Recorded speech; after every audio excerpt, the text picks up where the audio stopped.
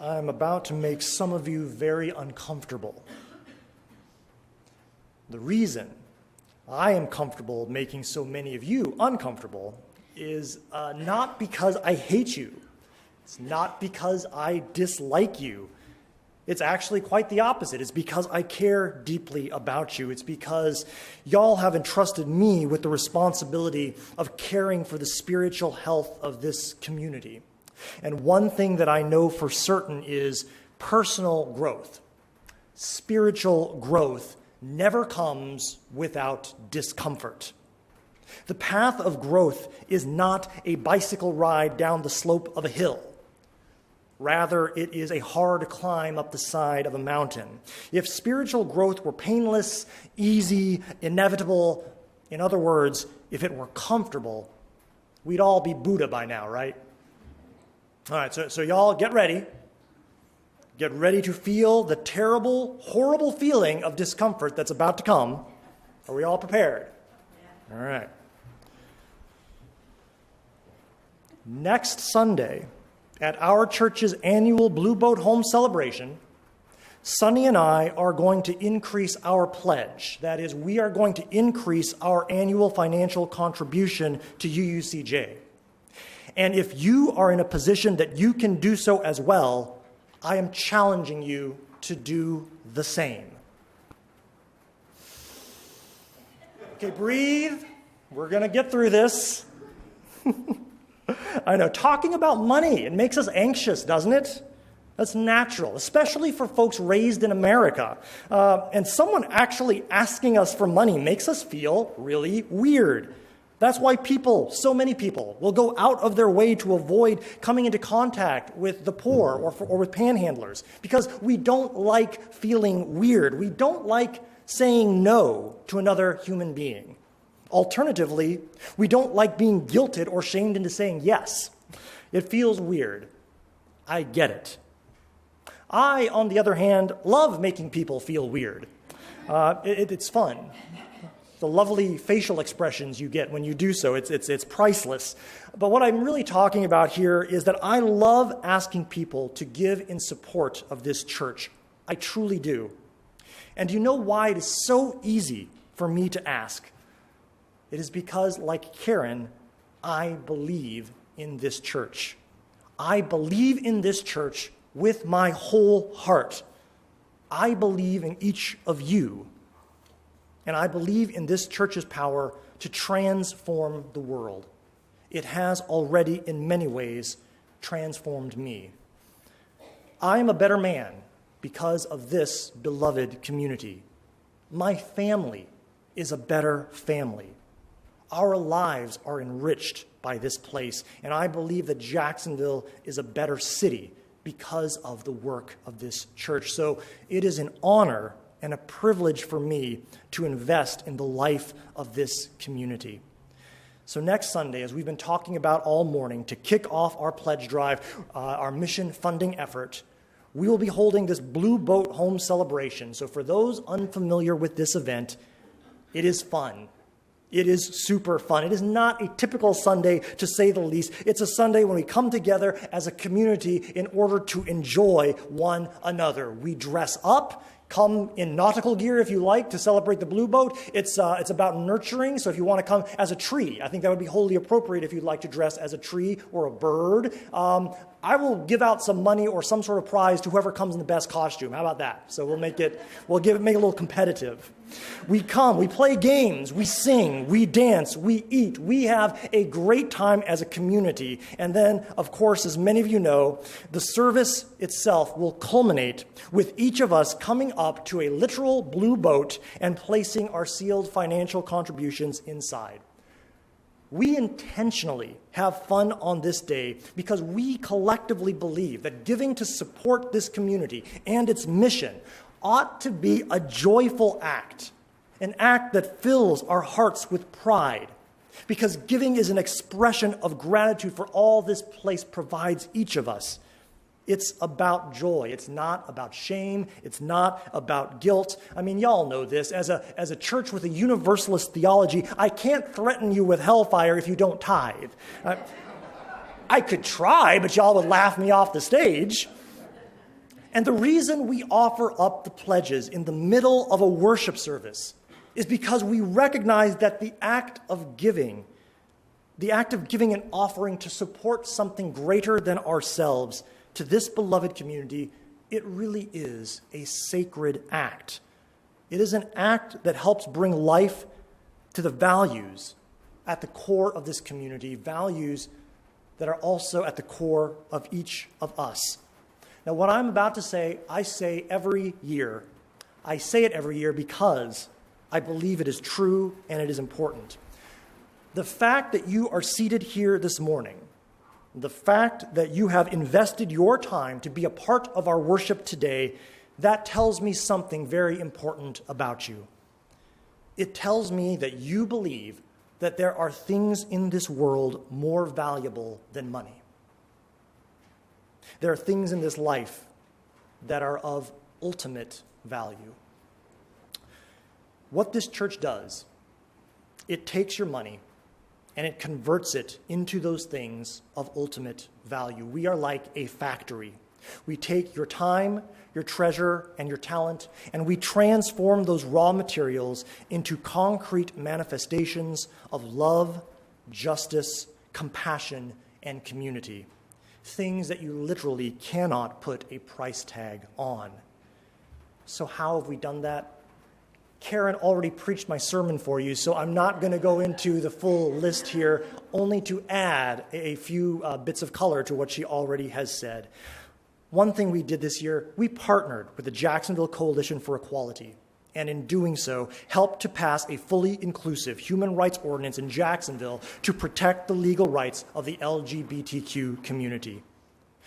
As Karen mentioned, we partnered with Girls Rock Jacks. We hosted, again, their annual summer camp. It teaches young people about intersectional feminism. That's how they promote themselves. That's like the first line of their materials. So we're helping to raise up a generation of young women who will know both how to rock hard and how to smash the patriarchy. This church is a leader in eye care, fighting for justice on behalf of the exploited and marginalized. Here's some hard data for you to understand how we've helped to do that this year. Because of our work with eye care, conduct violations in Duval County Public Schools, all of Duval County, have dropped 40%. 40%. Suspensions have dropped 25%. Because of our work with eye care, the city won a $900,000 state grant to help ex-offenders successfully return to their communities. Because of our work with eye care, State Attorney Melissa Nelson signed a memorandum that will significantly increase the use of civil citations in Jacksonville for youth offenders and thereby keep kids out of that blatantly racist school-to-prison pipeline.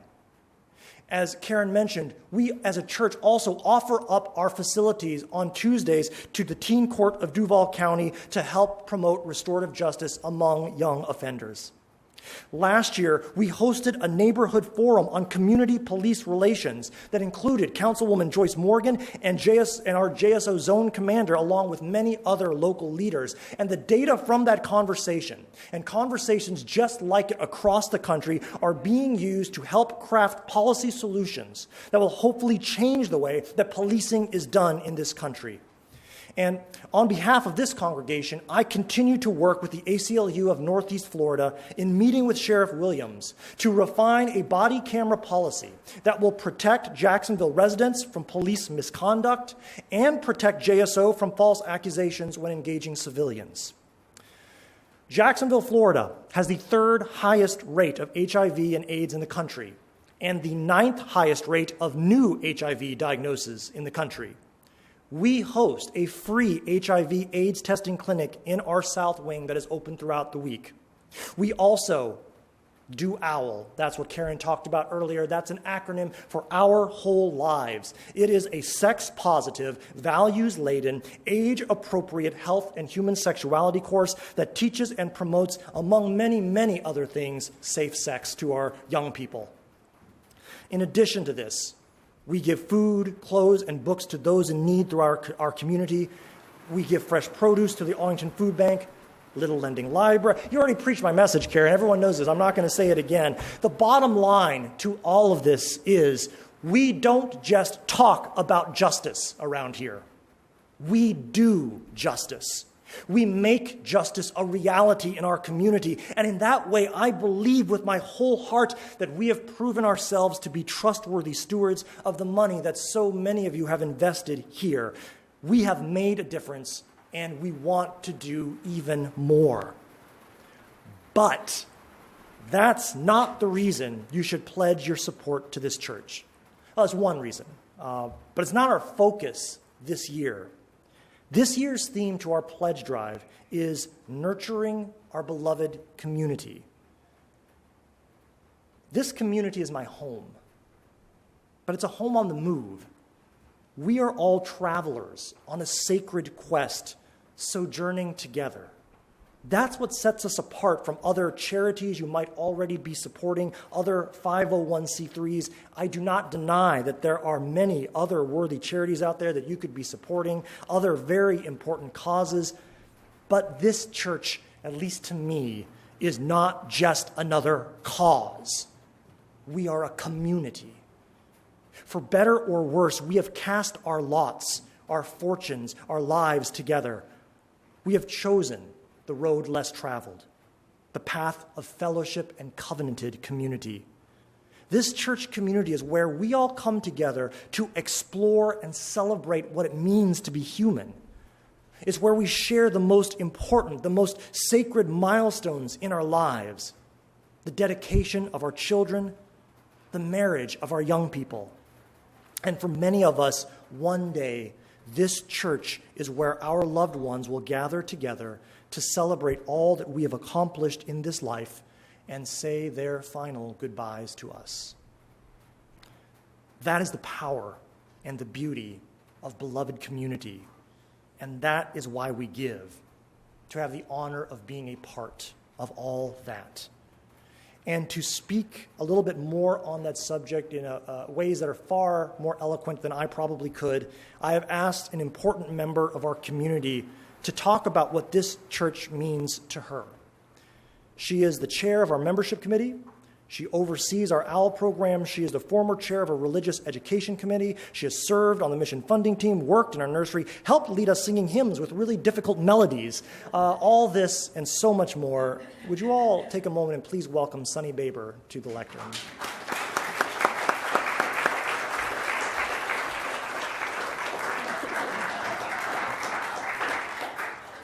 Thanks.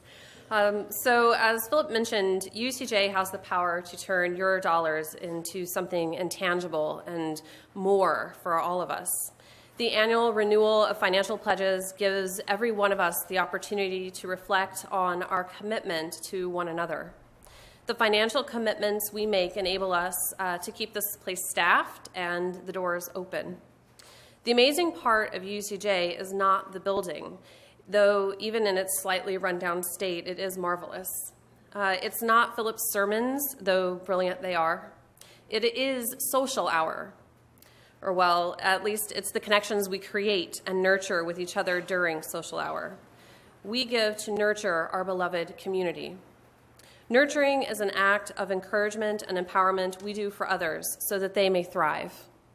Think about mothers who care for their young or farmers who protect their crops.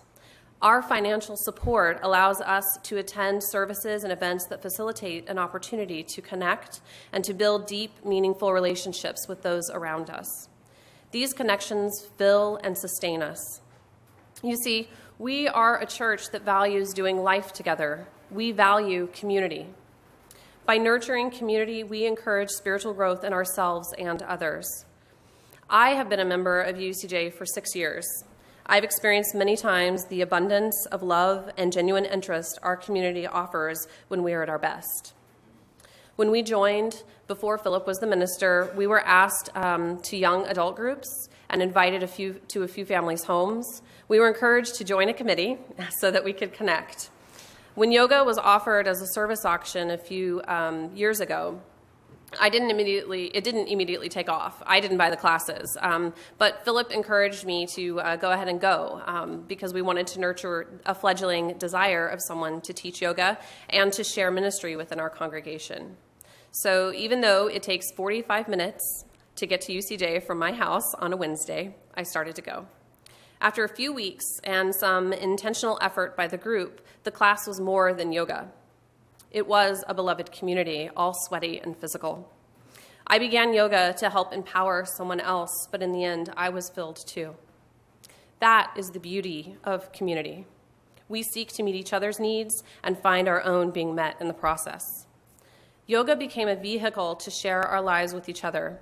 The new friendships I formed with the other young adults have deepened because of Wednesday yoga, Thursday night dinners, book clubs, popcorn theology, beach outings, etc. These activities are fun, but they also serve a larger purpose, which is to create moments of opportunity to reveal our most authentic selves to another person and to share in each other's lives.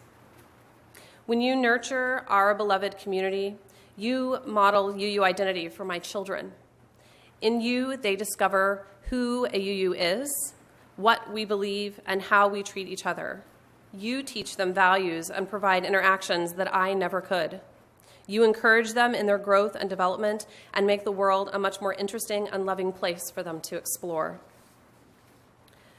I also grew up in a very interconnected church and had the benefit of being surrounded with ministers and members of my community who loved and nurtured the light within me. And it is such a sweet joy for me to see all of you doing the same for my daughters. And even through my own volunteering with children and the youth programming, I have discovered a personal fulfillment I did not know existed. When I volunteer, I get to witness the beautiful light within each of your children. I get the opportunity to help raise them up with you. Many of you also know that my father passed away nearly 6 years ago after a struggle with COPD. That eventually led to his hospitalization and a slow, painful death. 6 months before he died, he had a respiratory event that put him in the hospital, and he was unconscious, and they had to immediately intubate him. Adia was just 2 weeks old. Phillip was 2 weeks away from graduating law school, and we had planned to stay in Virginia, but quickly realized that we needed to be here in Florida with my mom. During those months, we visited UUCJ several times, and even at that point found this place to be a true sanctuary for us, even as we were just guests. When my dad died, I didn't have the support of beloved community.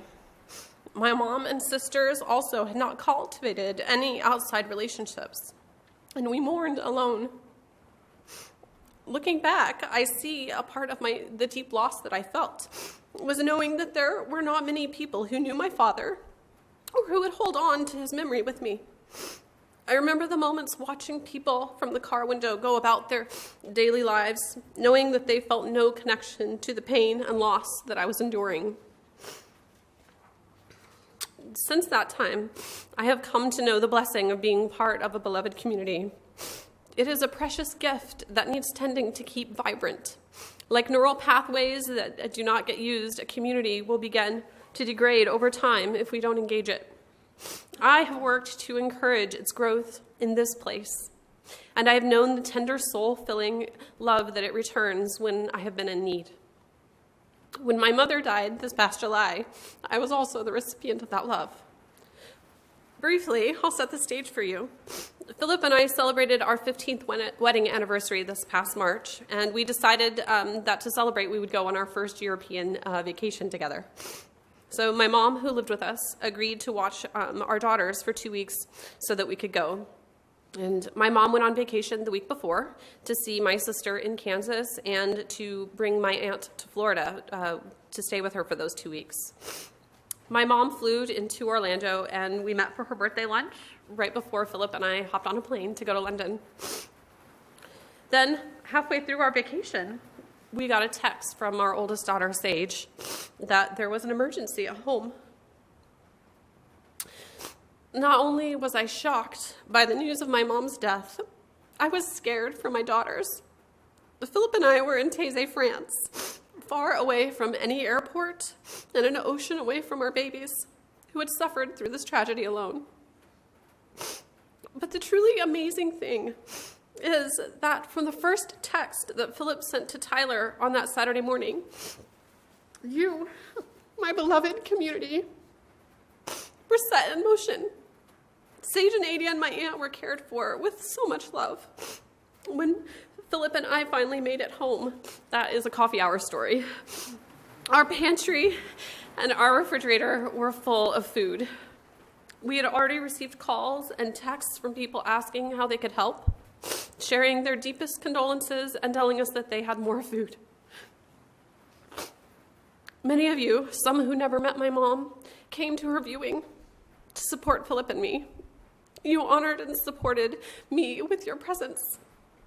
Your cards, so many cards, full of words of sympathy and support, gave me more peace than you can know. I knew that this time there were other people who wanted to hold space for me to mourn.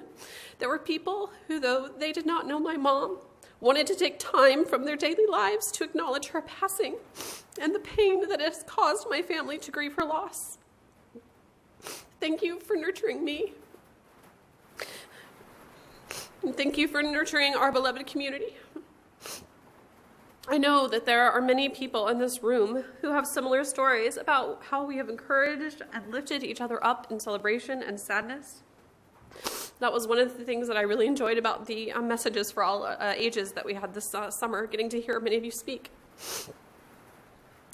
We fall short sometimes, of course, but we keep working as a community to grow and to share our lives. That is worthy of acknowledgement and of celebration. So as you prepare to turn in your commitment forms next week for 2018, please consider how our church has nurtured you and how you have nurtured others. Think of the small talk and social hour, the labyrinth or movie nights, the covenant groups, the invitations to dinner or lunch, and the encouragement in difficult circumstances. Please keep supporting each other, keep finding ways to connect, and keep nurturing our beloved community. Amen, and may it be so.